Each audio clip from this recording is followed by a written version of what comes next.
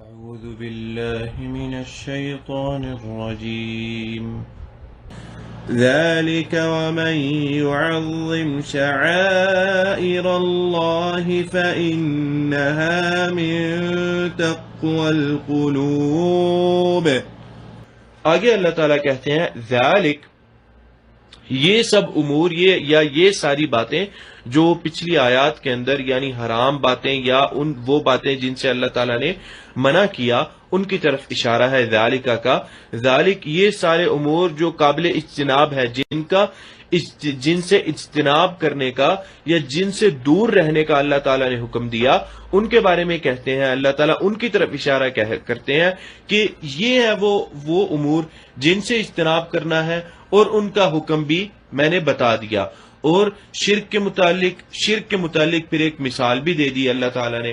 آگے اللہ کہتے ہیں وَمَن يُعَظِّمْ، اور جو شخص تعظیم کرتا ہے کس چیز کی؟ شعائر اللہ۔ شعائر کا مطلب ہوتا ہے نشانیاں۔ ایکچولی یہ جمع ہے، شعائر لفظ جو ہے یہ جمع ہے شعیرہ کی۔ شعیرہ کا مطلب ہوتا ہے نشانی۔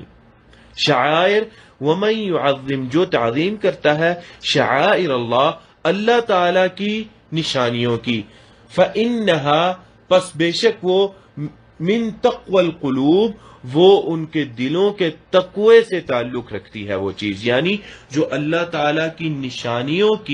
نشانیوں کا احترام کرتا ہے یا ان کی تعظیم کرتا ہے یا اس شخص کے دل میں ان اللہ تعالی کی نشانیوں کی عظمت ہے،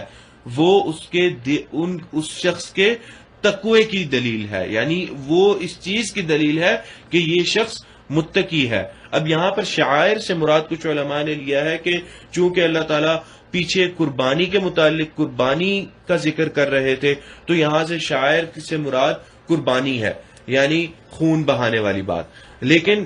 کچھ علماء نے کہا ہے کہ یہ یعنی اگر سیاق و سباق سے تفسیر کی جائے تو یہ تفسیر بنتی ہے اس کی کہ اللہ تعالیٰ قربانی کے متعلق کہہ رہے ہیں، لیکن علماء کہتے ہیں کہ اس کو عام کرنا، یعنی شعائر سے مراد تمام اللہ تعالیٰ کی نشانیاں لے لینا، یعنی نمازیں، دین کے احکامات، کعبہ، مدینہ اور باقی جتنی بھی ہر وہ چیز جو اللہ تعالیٰ کے نام سے منسلک ہے یا جس کا تعلق اللہ تعالیٰ کے ساتھ ہے، وہ اللہ تعالیٰ کے شعائر ہیں۔ تو یعنی کتاب اللہ، اللہ تعالیٰ کی کتاب، یہ کعبۃ اللہ، اللہ تعالیٰ کا کعبہ، یعنی اور نماز جو اللہ تعالیٰ کے لیے پڑھی جائے، روزہ، یہ تمام چیزیں شعائر کے اندر آتی ہیں۔ تو علماء کہتے ہیں یہ اس کو عام بھی لیا جائے گا، یعنی جو ان تمام شعائر کی تعظیم کرتا ہے گویا کہ وہ اس کے تقوی کی دلیل ہے، یعنی اس کے دل کے اندر تقوی ہونے کی دلیل ہے۔ آگے اللہ تعالیٰ فرماتے ہیں،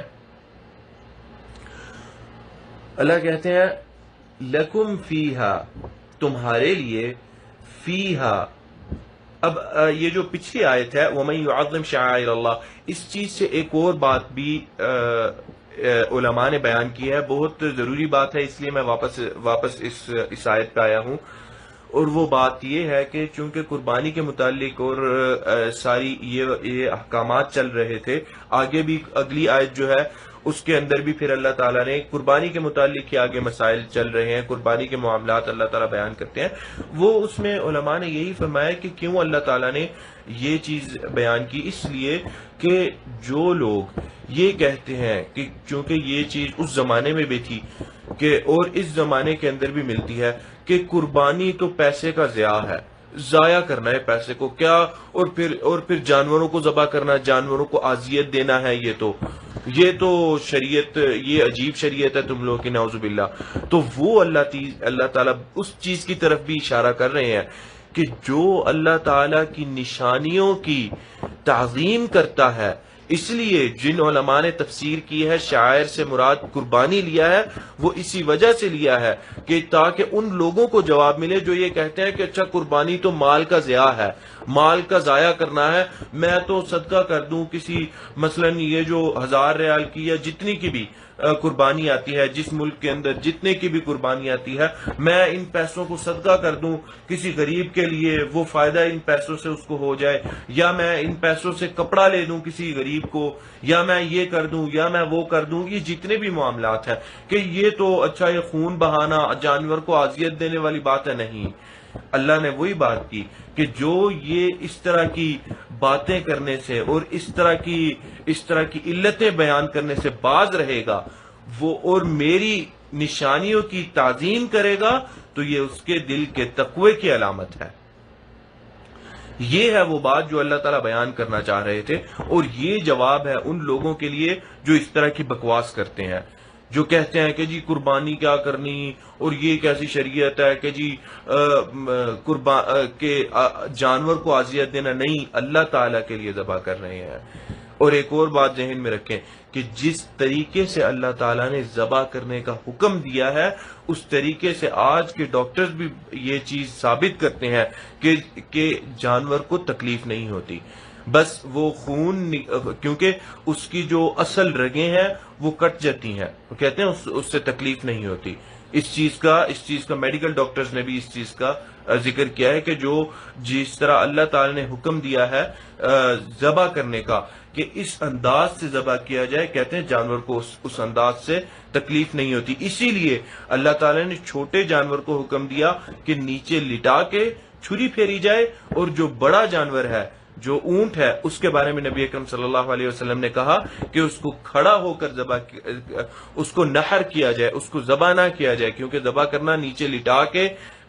گلے پہ چھری پھیرنے کو کہتے ہیں، کھڑے ہو کر کے